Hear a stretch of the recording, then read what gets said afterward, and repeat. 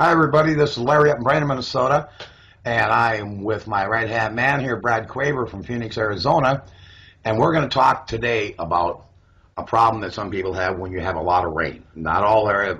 This is something Brad probably don't even have to worry about down there, but here's the deal, folks. When I first started building the rain gutter system, I used the 1 5-gallon bucket where I drilled a 2 7/8 inch hole and put the net cup through. And I would fill it all the way up with my potting mix, and that worked fine. I thought, well, excess rain, it would drain back through the net cup. Okay, what I found out last year when we got a lot of rain here, after 3 or 4 days, it started to get saturated. So I drilled some holes in the bottom, and it drained right out. Okay, so here's what you want to do. Number one, get the correct bucket for whatever. If you're going to raise lettuce and stuff like that, get like a 3-gallon bucket, or you can get a lot of totes at dollar stores. Some people are raising them like in dish pan type things, which will take more moisture and they work. But drill some holes. You could drill them in the bottom of the bucket. If it's late in the season, you've got it in the concern right now, just go ahead and drill some holes, 1/4-inch holes around the outside perimeter if you have a lot of rain. If you got the timer, you can lift it up, drill them in line with the rain gutter so any nutrients would fall back into the rain gutter system. But that's one thing. And another thing we found out is mulching.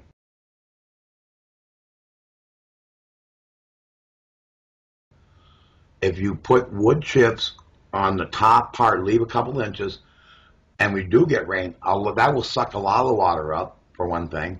And number two, it helps splashback so you don't get water on the bottom of your tomato plants, which can cause blight and stuff.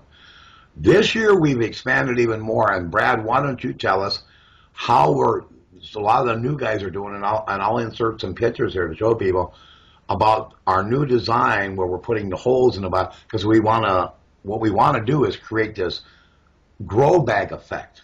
And something that you'll understand about grow bags is how they work is they air prune the roots, so allow massive root growth and massive plant growth. Why don't you tell us about that, Brad? Yeah, well, putting the holes in the side of the buckets and then lining them with a landscape fabric, it allows a couple of things to happen. It allows excess water to drain out and not accumulate. Yeah.